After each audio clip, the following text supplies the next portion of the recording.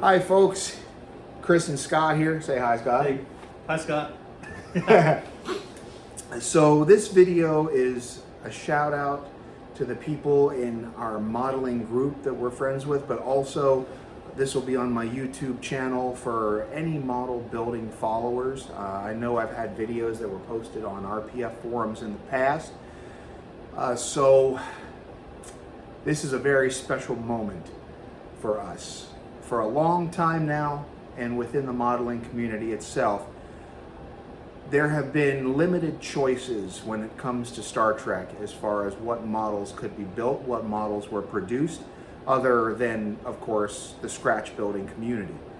So what we have to present to you today is a USS Excelsior model kit that is unlike any other USS Excelsior model kit that has ever been produced in more than one piece.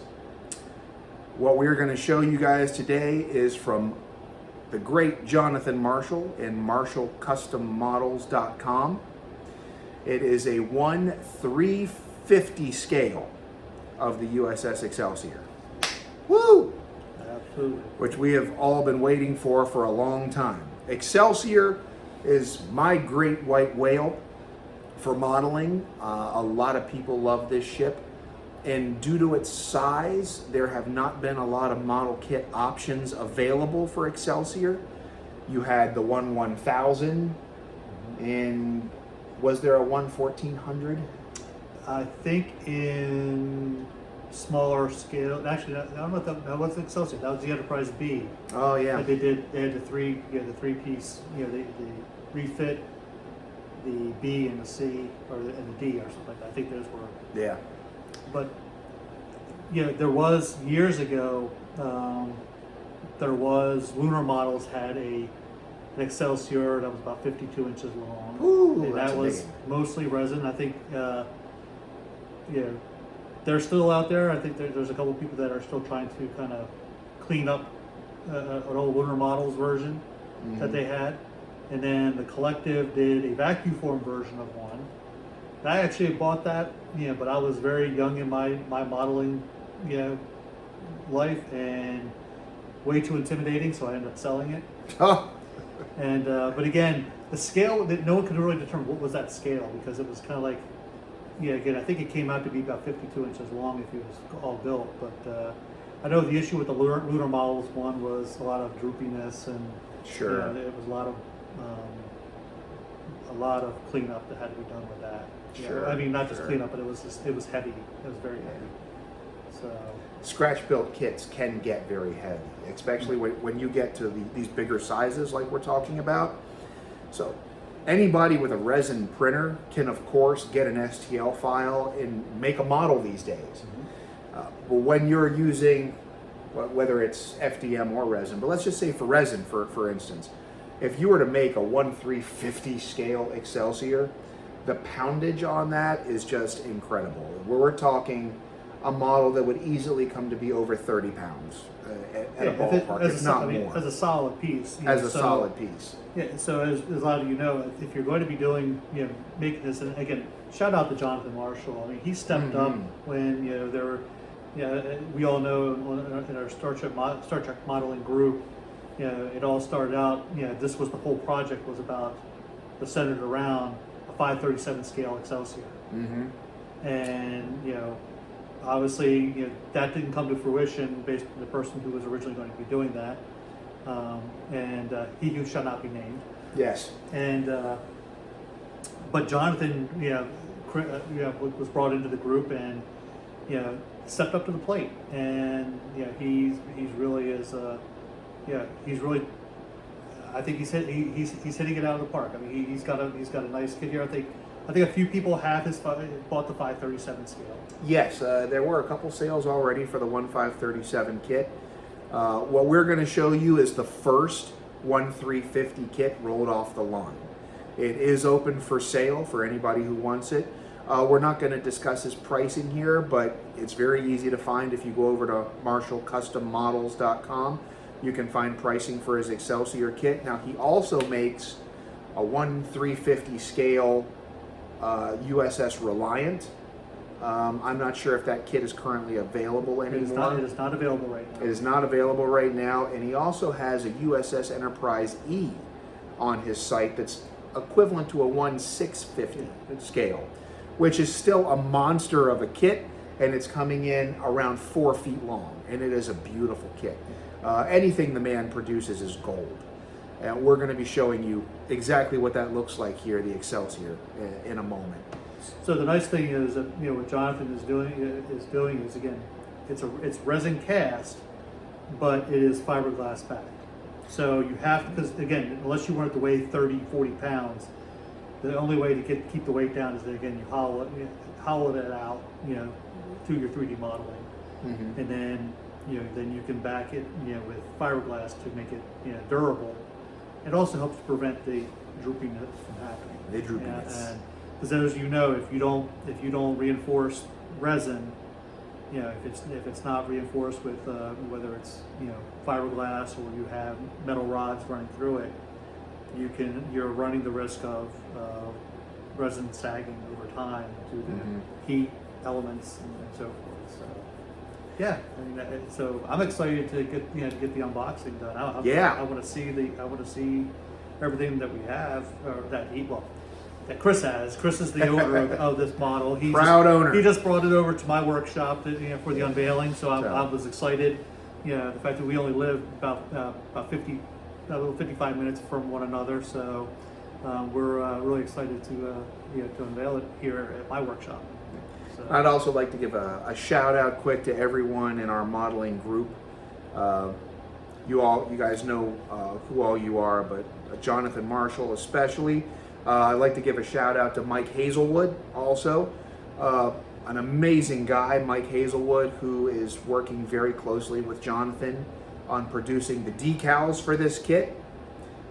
His work is astounding, absolutely astounding. And hopefully, Mike, you'll be getting one of these soon if you haven't gotten one already. I'll have to talk to you and see.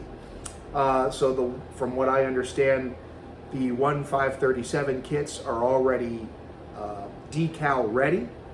The decals for the 1/350 are finishing up wherever they're being produced and should be ready within the next couple months, very shortly. But the kit itself, is it micro scale? I think it's micro scale. Micro scale is doing the decals for these.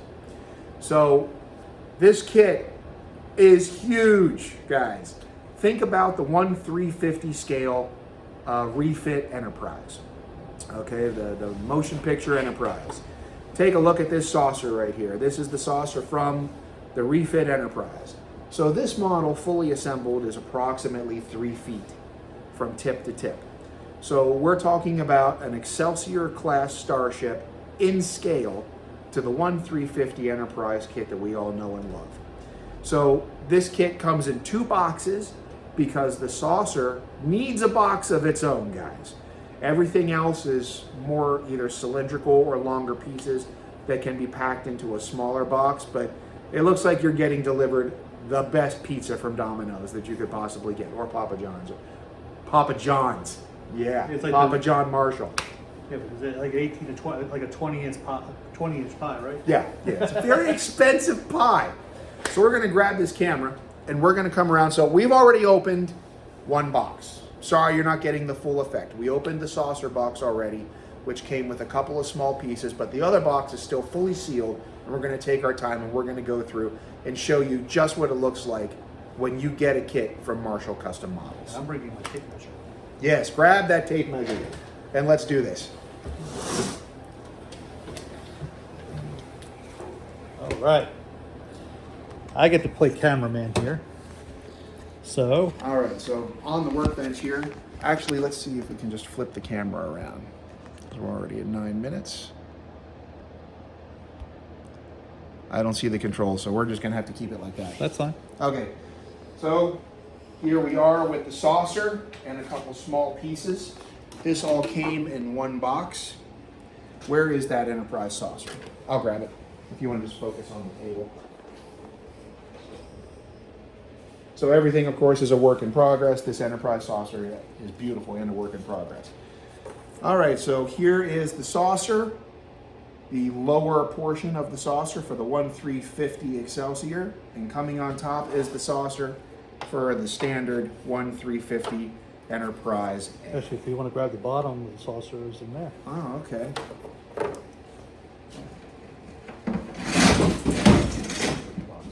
All right, so we'll put one on each side. So we'll put the top with the top and the bottom with the bottom. Yep, top with top, bottom with the bottom. Let's go ahead and take a look, folks. You can see how much bigger the Excelsior saucer is in comparison to the Enterprise saucer. That is just amazing. And I'd like to be the first to say that by looking at this saucer, it just knocked my socks off, guys. It's got a little bit of dirt from being transported, so don't mind that. But the grid lines are absolutely crisp and clear. There's cutouts for the phasers, okay? All the windows and light ports are very crisp and clear. This is just one of the most beautiful molds that I think I have ever seen. Now let's say, and the windows are to scale. So many of you know the windows for the Polar Lights refit, the windows are too big. They're a little bigger than they should be. So these are actually the right scale windows for a 1350 scale. So when we flip it over and we take a look on the inside, you can see the fiberglass inlay goes all the way around. There's a slight lip right on here on the edge that it just needs to be sanded down. But it's complete fiberglass all the way around. And let's take a look here at the top.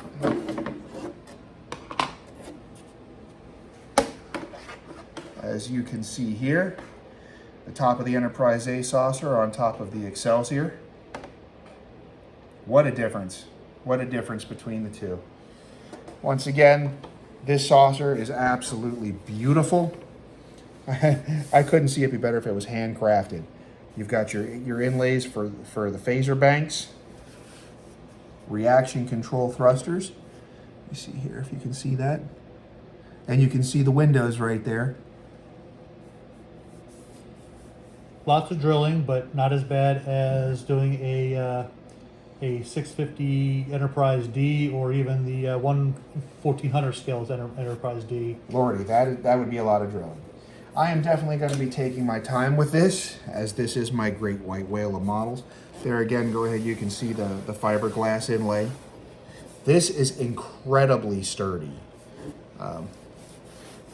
I was told that you can actually stand on these and it would not break. I'm not going to say who told me that.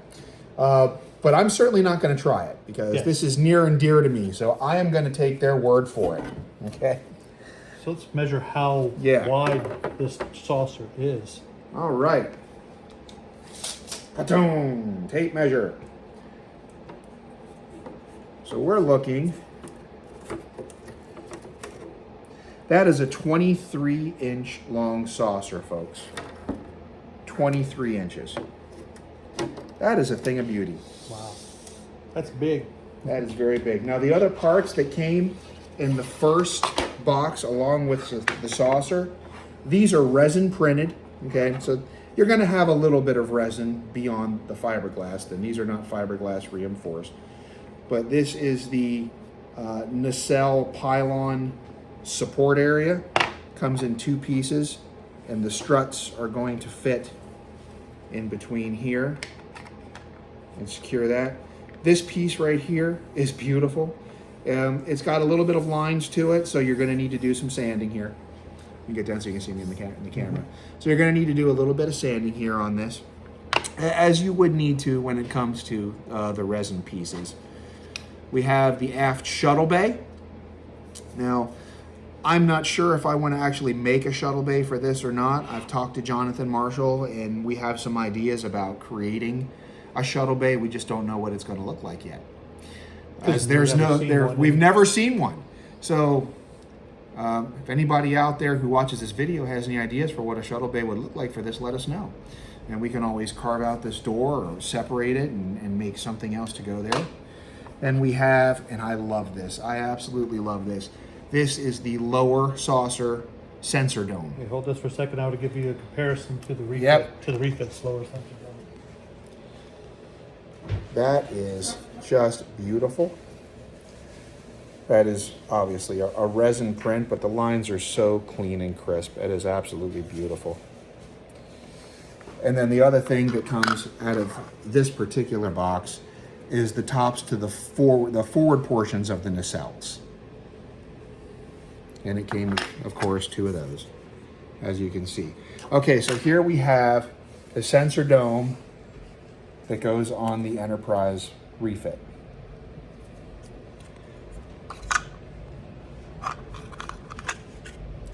Looks like And a baby. It's a baby. It's a baby in comparison to this. What I am going to affectionately deem the Mega Excelsior. Dun, dun, dun. Mega Excelsior. Okay, so that is what has come in the first box, and we are going to open the second box, which I have been chomping at the bit to see. So if you take a look here, this is the second box from MarshallCustomModels.com. Right on top, he has the USS Excelsior listed. Marshall Custom Models. X-Acto knives up. Kids, don't try this at home. Well, actually do, it's a model.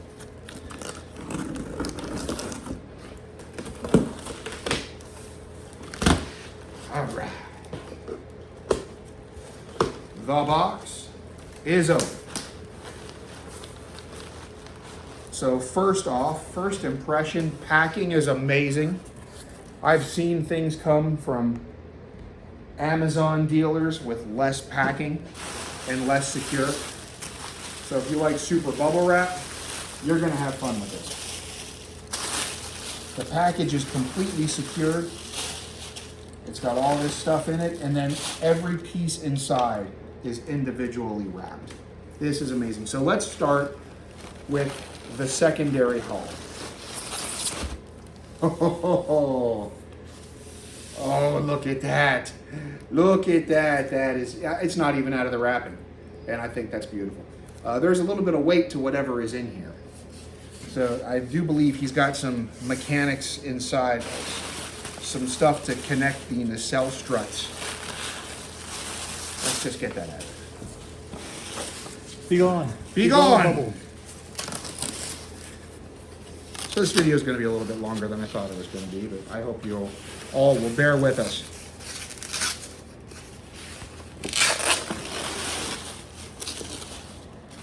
Oh, look at this. So pretty. Take a look at that. So those of you who have been familiar with the prior master model that was being used for the 537 scale, that was nicknamed the what was it, the Mud Pie? Yes, the USS Mud Pie. Well, It was a real con, and those, a real scam. And those windows, well, again, beautiful symmetry on the windows, beautiful, clean, straight lines. There's a lot of pieces packed inside the secondary hull. We can get a view down there. Once again, fiberglass inlay, absolutely beautiful. I'm sure that's going to go right there. Oh, so many parts. And they are so beautiful. This model comes with hardware for attaching the nacelles. There we have the phaser banks, all 3D printed separate phaser banks, so they can actually be painted up before you even put them on. That's nice. Oh, look at this. We have nacelle fins and impulse engine pieces. Now, the only thing I'm missing, there's some clear parts that are missing right now that Jonathan told me he had to ship me separately. He wanted to make sure that they were safe. We don't have the clear parts and we don't have the bridge module yet. But everything else is here. And is this the NX? This, or the NCC? yes, this version is the NCC 2000. So there are some differences between the NCC 2000 and the NX 2000. You tilt it up just a little bit. Sorry, folks, that you're having trouble seeing on here. It's the camera's backwards. Yeah, there's some differences between the Enterprise B, the NCC 2000, and the NX 2000. So this particular version that we're showing you is the NCC 2000. So the bridge modules are different on each ship. That's one of the biggest things. So when they went from Captain Styles to Captain Sulu, They had to replace that bridge because that one didn't work. They just said, "Good morning, Captain," and that is it. So let's see what we have here. Scotty broke his ship.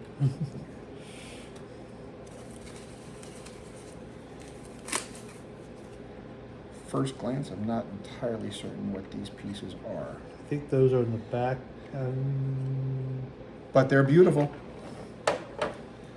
Don't know. All right, so these here I can see automatically. These go on the top of the warp nacelles, probably on the aft end.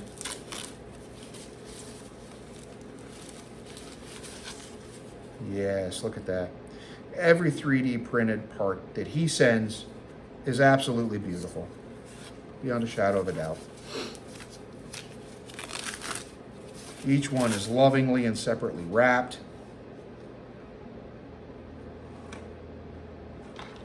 That looks great. All right, what do we have here? Now this doesn't have an internal cargo bay, but I do think it does have the aft cargo bay, which goes underneath the secondary hull. That's going to be in here somewhere.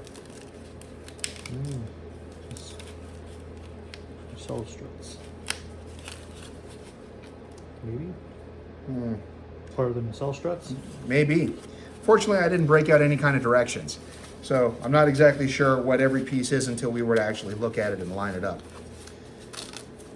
Who uses instructions? Yeah, we don't need instructions. Model builders don't need instructions. All right, so let's see here. Oh, we do have, let's see here. I'm not exactly sure what part that is, but that is beautiful. I think that must be part of the cargo area. Yeah, maybe. Ah, look at that. It's weird because it's got side. It's got to be something. It's something, I'm sure. This is where the impulse reactor crystal housing goes. Absolutely beautiful. It's got something written on You the left a little note on here. NCC version, new aft torpedo second hull access hatch. Okay then. Yep, that's very, very nice.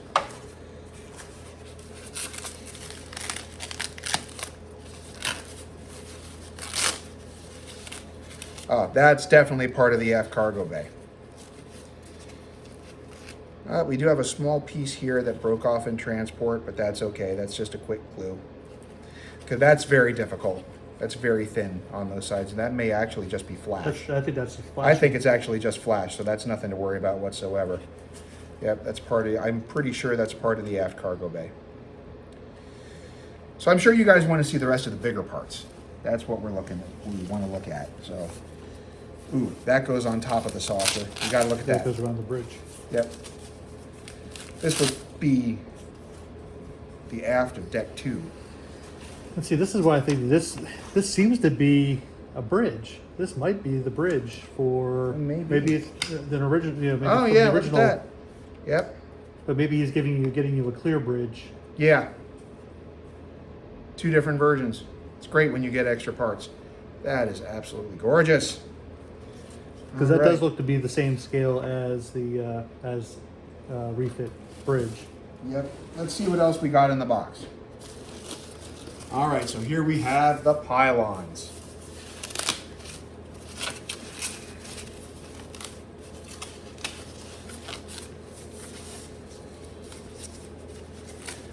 This model has come a long way and it's taken a long time to create. So there is the pylon, 2 separate pieces. He has them both together, internal and external. They seem to be attached. Let me take a look in the hole here. Up there, just wedged in well together. Okay, there we go. So the pylons, a lot of people would be wondering, would the pylons droop? Would the nacelles droop? Jonathan Marshall has actually inlaid the pylons with fiberglass as well. These are going to be incredibly sturdy. And I know there's hardware, there's screws and such in order to put these together. So pylons, you can see there. Beautiful details on the top and bottom. Absolutely beautiful. Let's look at a nacelle. There we go. Now that's a big nacelle. That looks like that's an ample nacelle. She has very ample nacelles. Very well wrapped. Unlike me. Let's see here. Worse than Christmas morning.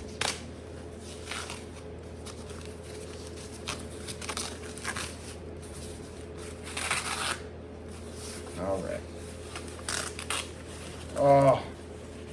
Oh, it's so pretty. There we go.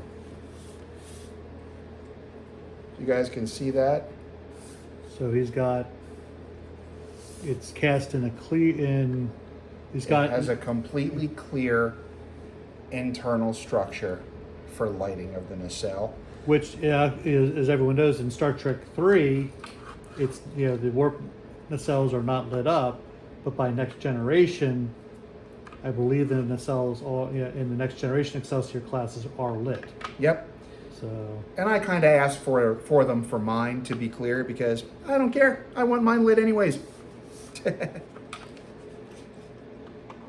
that just flips around, and we'll go in like that. Oh, it's beautiful. And your fronts go. Yep, you can see how that's going to fit. And there's a lot of sanding. It's a model. There's going to be a lot of cleaning, a lot of sanding and prep work. But you can see how that fits right on there. That is going to be absolutely perfect.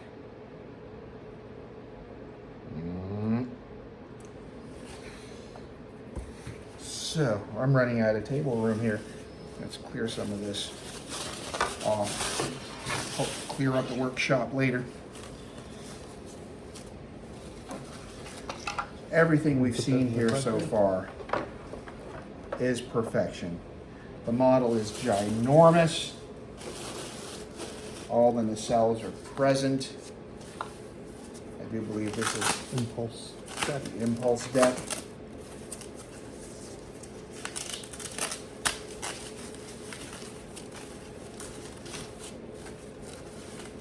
There is the impulse deck. That is one gigantic impulse engine, folks. That's going to get you from point A to point Z. There's channels rigged through here on the inside so you can run your lights. This entire kit is designed for lighting. That's got a little bit of weight to it. The weight for this model is going to come from the resin parts, not anything that has already been fiber inlaid. And then here is the other nacelle.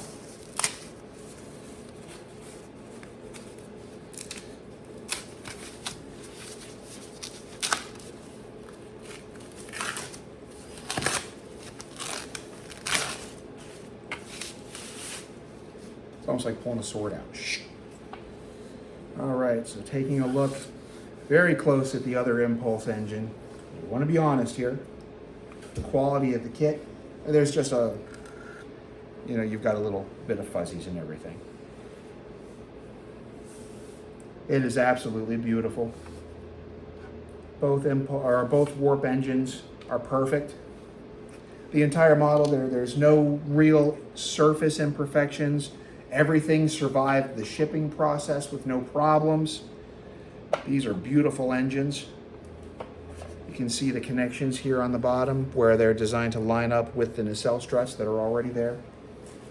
Where's the nacelle strut? Right here.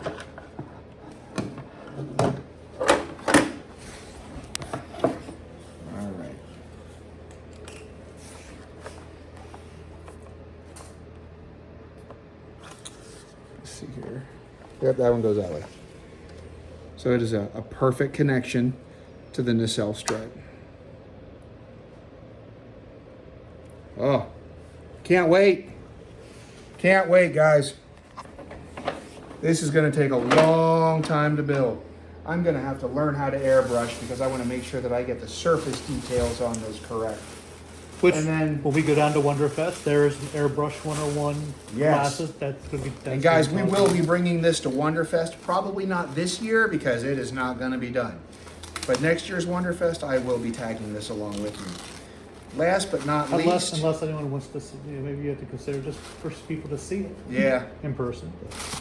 The neck. That is a beautiful, beautiful, solid neck. That is absolutely going to hold that saucer up with no problems. There's no imperfections in terms of like, it's symmetrical. All the layers are symmetrical with one another. There's no differences. There's all the fins are intact. No waviness to it. There was another prospective model builder who was looking at building one of these for our group, who unfortunately turned out to be a bit of a scam. And he was talking about making a layer upon a layer upon a layer upon a layer of individual pieces for the neck, which looked absolutely hideous. This is gorgeous. This is craftsmanship. And that is everything in the box. Yep. You got a couple more. Other than this here, we have one small one. I didn't quite see the hardware, but I probably just glanced over it. Very careful opening this. This feels like it has a weird angle to it.